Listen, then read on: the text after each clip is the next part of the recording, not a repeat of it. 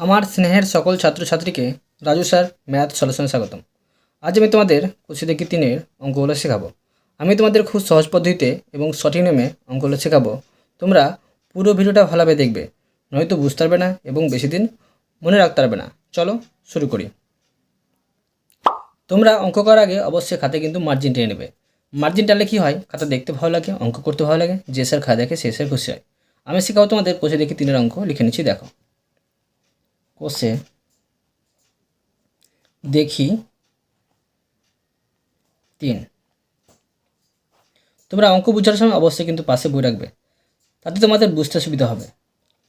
প্রথমে এক দাগের অঙ্ক শেখাবো, এক দাগ লিখে নিলাম। প্রশ্নে কী করতে বলা হয়েছে দেখো। প্রশ্নে বলা হয়েছে ছক পূরণ করি। এখানে দেওয়া আছে 4টি সংখ্যা, এখানে দেওয়া আছে সমানুপাতি আর সমানুপাতি নয়।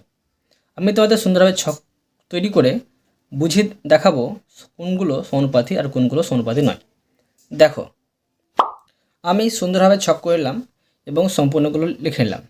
এখন তোমাদের আমি শূন্যস্থান পূরণ করে দেখাবো। দেখো, এখানে আছে 4টি সংখ্যা, 4টি সংখ্যাটা কীভাবে সমানুপাতি হলো এটা করে দেওয়া আছে, আর এই 4টি সংখ্যা কীভাবে সমানুপাতি নয় আমি তোমায় বোঝাচ্ছি। দেখো, তো প্রথম অঙ্কটা টুকছি। দেখো 8, তারপর আছে ইস্টু 10 সমানুপাতি 16 আর ইস্টু 20। আমরা কি জানি, দেখো প্রথম পদ আর চতুর্থ পদ গুণ করতে হয়। তো 8 গুণিত 20 আর দ্বিতীয় পদ তৃতীয় পদ গুণ করতে হয়। তো 10 গুণিত 16। এখন কী বলছে দেখো, এখন এটা হচ্ছে গুণ করে 160 আর এটা হচ্ছে 160। তো দুটো সমান হলো, এই জন্য এখানে এটা হচ্ছে সমানুপাতি। এটা দেখো কী হবে সমানুপাতি নয়। আমি এখানে বোঝাচ্ছি। দেখো 25, 30, 12, 15। তো প্রথম পদ এটা আর চতুর্থ পদ এটা। তো 25 গুণিত 15 আর সমান 30 গুণিত 12। এখন আমি 25 আর 30 গুণ করে পাচ্ছি, 25 আর 15 গুণ করে পাচ্ছি 375 সমান, আর 30 আর 12 গুণ করে পাচ্ছি 360। তো কী বোঝাচ্ছে, এটা কিন্তু সমান হলো না, এই জন্য এটা সমানুপাতি নয়। এবার দেখো এটা বোঝাচ্ছি 5, 7, 25, 35। এখন এটা দেখবো এটা সমানুপাতি কি সমানুপাতি নয়। তো 5 প্রথম পদ আর চতুর্থ পদ সমান দ্বিতীয় পদ গুণিত তৃতীয় পদ। 5 আর 35 গুণ করে পাচ্ছি 175 সমান 7 আর 25 গুণ করে পাচ্ছি 175। তো অতএব বোঝা যাচ্ছে দুটো কিন্তু সমান পাচ্ছি। তো লিখে নেব সমানুপাতি ঘরটাতে 5, 7, 25, 35। এবার দেখো এটা সমানুপাতি কি সমানুপাতি নয়। তো দেখো 4, 10, 30, 18। আবার প্রথম পদ 4 গুণিত চতুর্থ পদ সমান দ্বিতীয় পদ গুণিত তৃতীয় পদ। গুণ করে দেবো। দেখো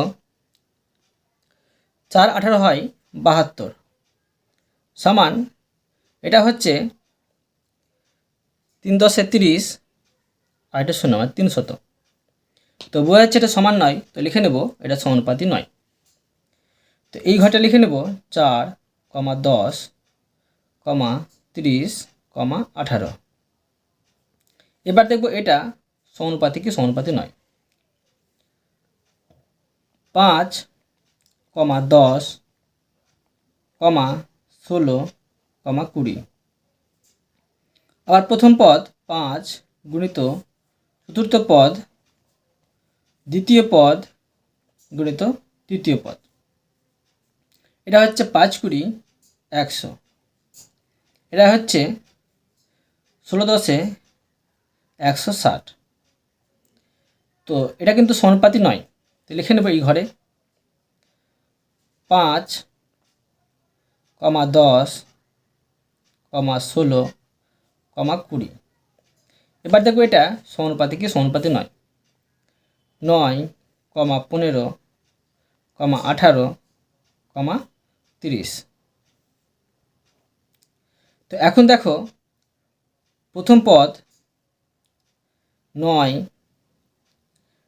গুণিত চতুর্থ পদ 30 সমান প্রথম পদ 15 গুণিত দ্বিতীয় পদ 15 গুণিত তৃতীয় পদ 18। গুণ করে নেব, দেখো 3 9 27 আর এটি 0। আর 15 18 গুণ করলে হয় 270। অতএব বোঝা যাচ্ছে এটা সমানুপাতি। লিখে নেব এই ঘরটাতে 9, 15, 18, 30।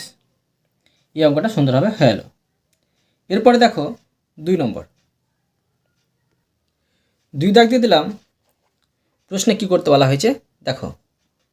প্রশ্নে বলা হয়েছে 8 জন লোক একটি কাজ 15 দিনে করতে পারে। হিসেব করে দেখি 10 জন লোক ওই কাজটি কতদিনে করতে পারবে। আমি তো খুব সহজ নিয়ে শেখাবো। দেখো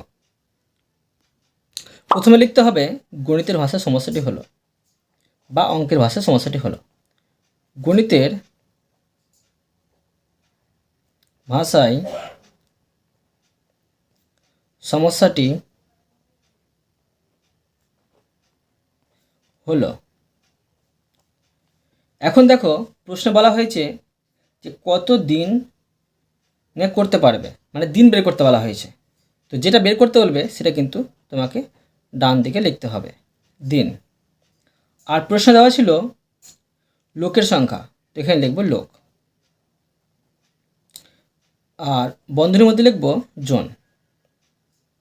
দেখো 8 জন লোক কিন্তু 15 দিনে কাজ করতে পারে, কিন্তু 10 জন লোক কদিনে কাজটি করবে। এখন দেখো এটা সমানুপাতি কি ব্যস্ত সমানুপাতি। দেখো সরল সমানুপাতি কি ব্যস্ত সমানুপাতি। দেখো এখানে কিন্তু লোকের সংখ্যা বাড়ছে আর এখানে কিন্তু দিন কিন্তু কমে যাবে, মানে একটি কাজ 8 জন লোক 15 দিনে কাজ করতে পারে, কিন্তু 10 জন লোক ওই কাজটা করতে আরও কম সময় নেবে, মানে তাদের কাজটা শেষ হয়ে যাবে। তো লোক সংখ্যা বাড়লে দিন সংখ্যা এখানে কমছে। তো তোমরা মনে রাখবে যদি লোক সংখ্যা বাড়ে, মানে এদিকটা যদি বাড়ে আর এদিকটা কমে, এদিকটা যদি কমে আর এদিকটা যদি বাড়ে, তো ব্যস্ত সমানুপাত হয়। আর দুই দিকটা সমান হতে গেলে সরল সমানুপাত হয়। তো লিখে নেব এখানে লোকের সাথে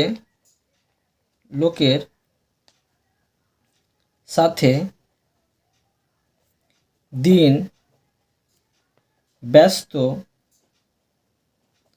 অনুপাতে আছে।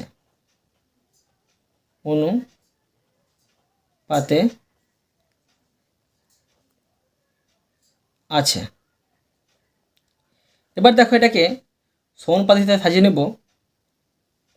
তো 8:10। এবার দেখো তোমাদের কিন্তু আমি নিজে করি 3.5-এ অঙ্কগুলো বুঝিয়েছি, সেখানে কিন্তু ছিল সরল অনুপাত। তো এখানে হচ্ছে ব্যস্ত অনুপাত। সরল অনুপাতে কী হয়েছিল, এটা ইস্টু এটা আর এটা ইস্টু এটা, কিন্তু এখানে হবে ব্যস্ত অনুপাত, সেই জন্য করতে হবে 8:10 আর এটাকে উল্টে দিতে হবে। তো এখানে হবে সমানুপাত আর প্রথমে জিজ্ঞাসা চিহ্ন, তারপরে হবে 15। তোমরা কিন্তু এই জায়গাটা মনে রাখবে।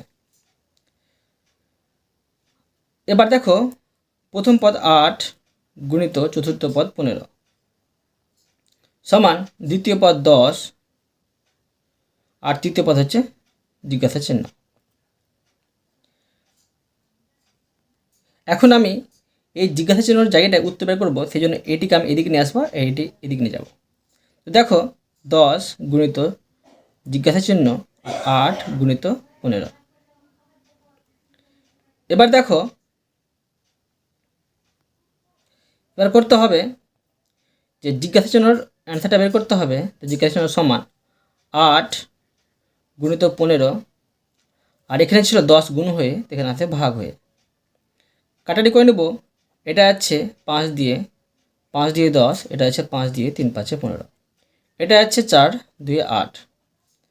তো কত পাচ্ছি? জিজ্ঞাসার জন্য সন পাচ্ছি 3 4 12। তো অতএব লিখে নেব, প্রশ্নটা বলা হয়েছে যে ওই কাজটি কদিনে করতে পারবে। অতএব ওই কাজটি 12 দিনে করতে পারবে। দেখো এই অঙ্কটা তো আমি সুন্দরভাবে শিখে দিলাম। এরপরে দেখো 3 নম্বর। 3 দাগ দিয়ে দিলাম। প্রশ্নে কি করতে বলা হয়েছে দেখো। প্রশ্নে বলা হয়েছে কিছু পরিমাণ খাদ্যে 12 জন লোকের 20 দিন চলে। হিসেব করে লিখি ওই খাদ্যের 40 জন লোকের কদিন চলবে। আবার তোমাদের আমি সহজ নিয়মে শেখাচ্ছি। দেখো, আবার লিখে নেব। গণিতের ভাষা সমস্যাটি হলো, গণিতের ভাষায় সমস্যাটি হলো। দেখো প্রশ্নে যেটা বের করতে বলা হয়েছে সেটা ডান দিকে লিখতে হবে বলেছি। তো কতদিন চলে বলেছে, তো দিনটা এদিকে লিখতে হবে। আর প্রশ্নে দেওয়া ছিল কি, লোকের সংখ্যা দেওয়া ছিল, এখানে লিখব লোক, আর বন্ধনীর মধ্যে লিখব জন। তো লোক দেখো 12 জন ছিল, আর 20 দিনে খাদ্যটা কিন্তু চলতো। এবার 40 জন লোকের মানে লোক সংখ্যা কিন্তু বেড়ে গেল, সেই খাবারটা কদিন চলবে। এটা দেখো ব্যস্ত অনুপাত না সরল অনুপাত। এখানে কিন্তু লোক সংখ্যা বাড়ছে, তো অবশ্য খাবারটা বেশি দিন চলবে না, কম দিন চলবে। তো লোক সংখ্যা বাড়ছে আর দিনের সংখ্যা কিন্তু কমছে, অতএব এটা ব্যস্ত অনুপাত। লিখে নেব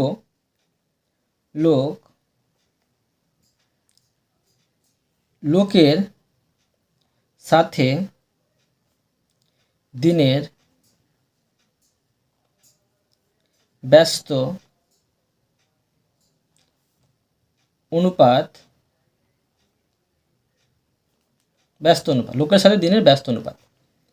এটাকে আমি অনুপাতে সাজিয়ে নেব। দেখো তোমাদের আমি 2 নম্বরে বুঝলাম কীভাবে সাজাতে হয় ব্যস্ত অনুপাত আর সরল অনুপাত। দেখো ব্যস্ত অনুপাত 12:40, এখানে হবে সমানুপাত, এই জিজ্ঞাসা চিহ্নটা আগে বসবে। তারপর হচ্ছে 20, আর যদি এটা সরল অনুপাত হতো এই জিজ্ঞাসা চিহ্ন কিন্তু পরে বসতো, মানে 20টা আগে বসতো আর এটা কিন্তু পরে বসতো। আবার সমাধান করে দিচ্ছি। দেখো অতএব প্রথম পদ গুণিত চতুর্থ পদ সমান দ্বিতীয় পদ গুণিত তৃতীয় পদ। আবার আমি এইটিকে এদিকে নিয়ে চলে আসবো, এইটিকে এদিকে নিয়ে চলে যাব। 40 গুণিত প্রশ্ন আর 12 গুণিত 20। অতএব এই প্রশ্নের অ্যান্সারটা বের করব, ওই জন্য সমান 12 গুণিত 20, আর নিচে হবে এখানে গুণ হয়েছিল তো ভাগ হয়ে আসবে 40। তো দেখো 20 দিয়ে 40 হয়, আর 6 দিয়ে 12, তো সমান কি পাচ্ছি 6। অতএব লিখে নেব যে কদিন চলবে। তো লিখব ওই খাদ্যে 40 জন লোকের 6 দিন চলবে। এই অঙ্কটা সুন্দরভাবে তোমাদের শিখে দিলাম।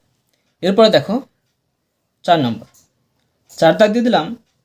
প্রশ্নে কি করতে বলা হয়েছে দেখো। প্রশ্নে বলা হয়েছে অরুণবাবু তার কৃষি জমিতে 16টি লাঙল দিয়ে 10 দিনে সব জমি চাষ করিয়েছেন। ওই সব জমি 8 দিনে চাষ করতে চাইলে কতগুলি লাঙল দরকার হিসেব করে লিখি। আবার দেখো, তোমাদের আমি সহজ নয় শেখাচ্ছি। দেখো, লিখে নেব গণিতের ভাষার সমস্যাটি হলো, গণিতের ভাষায় সমস্যাটি হলো, দেখো প্রশ্নে কি বের করতে বলা হয়েছে, কতগুলি লাঙল দরকার। তো লাঙল লিখবো এদিকে, লাঙল, এদিকে লিখবো টি বন্ধনীর মধ্যে। আর প্রশ্ন দেওয়া ছিল দিন সংখ্যা, কিন্তু এদিকে লিখবো সময়, আর এখানে লিখবো বন্ধনীর মধ্যে দিন। দেখো সময় ছিল 10 দিন, 10 দিনে 16টি লাঙল কিন্তু জমি চাষ করতে পারবে। নির্দিষ্ট কিন্তু জমি ছিল। হ্যাঁ, এবার দেখো 8 দিনে যদি কাজটা শেষ করতে চাই তো কতগুলি লাঙল প্রয়োজন হবে।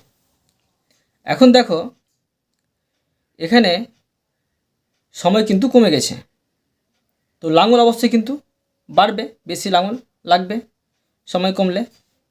তো অতএব বলেছে এটা ব্যস্ত অনুপাত আছে। তো লিখে নেব সময়ের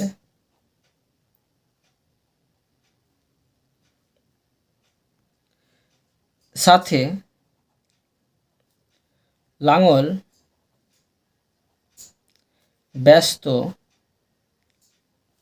অনুপাতে আছে, অনুপাতে আছে। সাজিয়ে নেব। তো দেখো 10:8 সমানুপাত প্রশ্নচিহ্ন 16। আমরা এখানে এইভাবে করতে পারি, এটা প্রথমে লিখে নেব। অতএব 8 গুণিত মানে দ্বিতীয় পদ আর তৃতীয় পদটা প্রথমে লিখব, তো উল্টে নেওয়ার প্রয়োজন পড়বে না, সমান প্রথম পদ আর চতুর্থ পদ এখানে বসাবো। অতএব এই প্রশ্নচিহ্নের অ্যান্সারটা বের করব। প্রশ্নচিহ্ন সমান 10 গুণিত 16, এখানে 8টা গুণ হয়েছিল তো ভাগ হয়ে আসবে, 8 2 16 সমান 10 2 গুণ করলে হয় 20। পেয়ে গেলাম। তো অতএব লিখে নেব যে 20টি লাঙল দরকার। এটা সুন্দরভাবে হলো। এরপরে দেখো 5 নম্বর, 5 দাগ দিয়ে দিলাম। প্রশ্নে কি করতে বলা হয়েছে দেখো, প্রশ্ন বলা হয়েছে একটি বন্যাত্রাণ শিবিরে 4000 জনের 190 দিনের খাবার মজুত আছে। 30 দিন পর 800 জন অন্যত্র চলে গেল ওখান থেকে। যারা রয়ে গেলেন অবশিষ্ট খাদ্যে তাদের আর কদিন চলবে হিসাব করি। এই অঙ্কটা খুব ইম্পর্টেন্ট আছে, তোমরা মন দিয়ে বুঝবে। দেখো আবার লিখে নেব গণিতের ভাষার সমস্যাটি হলো, গণিতের ভাষায় সমস্যাটি হলো, প্রশ্ন বের করতে বলা হয়েছে দিন সংখ্যা, এখানে লিখব দিন,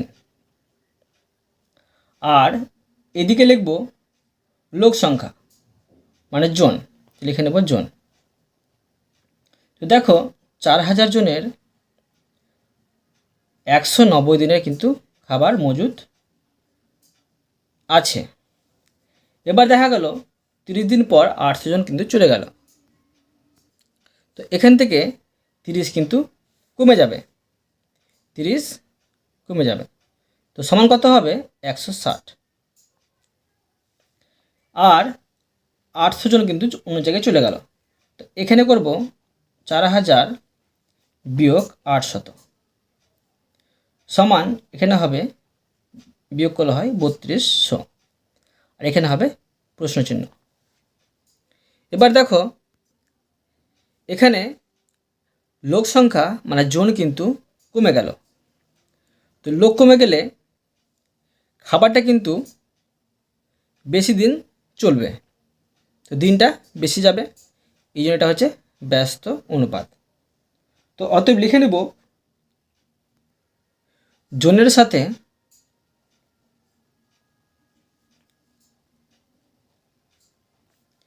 দিন ব্যস্ত অনুপাতে আছে। সাজিয়ে নিব। 4000 ইস্টু 3200 সমানুপাত, এখানে লিখতে হবে জিজ্ঞাসা চিহ্ন ইস্টু 160। আবার আমি দ্বিতীয় পদ আর তৃতীয় পদ এক জায়গায় রাখব। 3200 গুণিত প্রশ্ন চিহ্ন সমান প্রথম পদ আর চতুর্থ পদ এক জায়গায়। অতএব প্রশ্ন চিহ্নের অ্যান্সারটা বের করব। প্রশ্ন চিহ্ন সমান 4000 গুণিত 160, নিচে হবে 3200। এবার দেখো অঙ্কটা কেটে কেটে আমি ছোটো করে নেবো। দেখো 0 0 কেটে দিলাম, এখানে একটা 0 কেটে দিলাম আর এখানে একটা 0 কেটে দিলাম, ছোটো হয়ে গেলো। এবার দেখো 16 2 32। এবার দেখো এটাকে 400কে 2 দিয়ে ভাগ করলে হয় 200। তো কত পাচ্ছি? 200 দিন। তো অতএব লিখে নেব যারা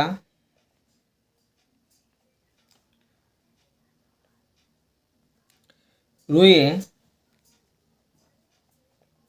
গেলেন অবশিষ্ট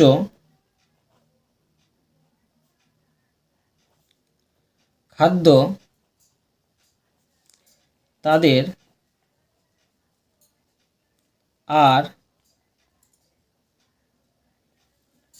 200 দিন চলবে। দেখো এই অঙ্কটা তোমাদের আমি সুন্দরভাবে শিখে দিলাম। এরপরে দেখো 6 নম্বর। 6 দাগ দিয়ে দিলাম। প্রশ্নে কি করতে বলা হয়েছে দেখো। প্রশ্নে বলা হয়েছে 6টি ছাতা বা একটি চেয়ারের দাম 600 টাকা। 2টি ছাতা ও 2টি চেয়ারের দাম কত হিসাব করে দেখি। দেখো অঙ্কটা একটু কঠিন আছে আর ইম্পর্টেন্ট আছে, তোমাদের আমি সুন্দরভাবে শেখাচ্ছি। দেখো তোমরা অঙ্কটা খুব ভালোভাবে বোঝার চেষ্টা করো। দেখো তবে বুঝতে পারবে না তো বুঝতে পারবে না। দেখো একটি চেয়ার সমান কিন্তু 3টি ছাতা, 3টি ছাতা। আর দেখো 2টি চেয়ার সমান কিন্তু কত হবে? 3 দুগুণে 6টি ছাতা হবে কিন্তু, সমান 6টি ছাতা। এবার দেখো 2টি ছাতা ও 2টি চেয়ার সমান কত হবে? দেখো 2টি ছাতা মানে 2 যোগ আর 2টি চেয়ার সমান কত পেয়েছি? 6 পেয়েছি কিন্তু, 6। তো সমান 8টি ছাতা। বুঝতে পারলে? তোমরা কিন্তু এই জায়গাটাই ভালো করে বুঝবে। আবার দরকার বলে ভিডিওটাকে একটু পিছিয়ে নেবে, দেখবে। এবার দেখো সমাধানটা করছি। এবার লিখব গণিতের ভাষায় সমস্যাটি হলো। গণিতের ভাষায় সমস্যাটি হলো। দেখো প্রশ্নে কি বের করতে বলা হয়েছে। প্রশ্নে কিন্তু দাম বের করতে বলা হয়েছে, মানে দাম কত। তো দাম লিখব এদিকে দাম আর বন্ধের মধ্যে লিখব টাকা। আর প্রশ্ন দেওয়া ছিল ছাতার সংখ্যা, তো এখানে লিখব ছাতা আর বন্ধের মধ্যে লিখব টি। তো দেখো 3টি ছাতা, 3টি ছাতা দাম কত? 600 টাকা। তো এখন দেখো সমাধান করে পেয়েছি 8টি ছাতা। তো 8টি ছাতা সমান দাম কত পড়বে। এবার দেখো এটা ব্যস্ত অনুপাত না সরল অনুপাত। দেখো ছাতার সংখ্যা কিন্তু বেড়ে গেছে, তো দাম বাড়বে না কমবে? দেখো দাম অবশ্য তোমার বাড়বে, ছাতার সংখ্যা বাড়লো সেই জন্য, এটা হবে সরল অনুপাত। তো লিখব ছাতার সাথে দাম সরল অনুপাতে আছে। এবার আমি সাজিয়ে নেব অনুপাতে। দেখো সরল অনুপাত কীভাবে সাজাতে হয় তোমরা দেখো। তো প্রথমে লিখব 3:8 সমানুপাত 600 জিজ্ঞাসা চিহ্ন। তোমরা এখানে কিন্তু স্টার চিহ্ন কিন্তু লিখতে পারো। অতএব আবার প্রথম পদ আর চতুর্থ পদ গুণ করতে হবে, সমান দ্বিতীয় পদ আর তৃতীয় পদ গুণ করতে হবে। অতএব এই প্রশ্নচিহ্নের অ্যান্সারটা বের করব। প্রশ্নচিহ্ন বসলো 8 গুণিত 600, আর নিচে হবে এটা গুণ হয়েছিল তো ভাগ হয়ে আসবে, সমানে এই পারে আসলে সেজন্য 3। কাটাটি করে নেব, 600কে 3 দিয়ে ভাগ করলে হয় 200 হবে, সমান 8-এর সাথে 2 গুণ করলে হবে 1600। এটা হচ্ছে টাকা। অতএব লিখে নেব, বলা হয়েছে যে 2টি ছাতা আর 2টি চেয়ারের দাম কত হিসাব করে দেখি। লিখে নেব 2টি ছাতা ও 2টি চেয়ারের দাম 1600 টাকা। দেখো আমি তোমাদের কত সুন্দরভাবে অঙ্কগুলো বুঝিয়ে দিলাম। আমি তোমাদের আজকে এই পর্যন্ত অঙ্ক শিখালাম, বাকি অঙ্কগুলো পরে ভিডিওতে নিয়ে আসবো। আশা করি তোমরা প্রতিটি অঙ্ক ভালোভাবে বুঝতে পেরেছো। তবু কোথাও যদি বুঝতে না পেরে থাকো আমাকে কমেন্টে জানাবে, আমি তার জন্য ভিডিও নিয়ে আসবো বা অ্যান্সার দেওয়ার চেষ্টা করবো।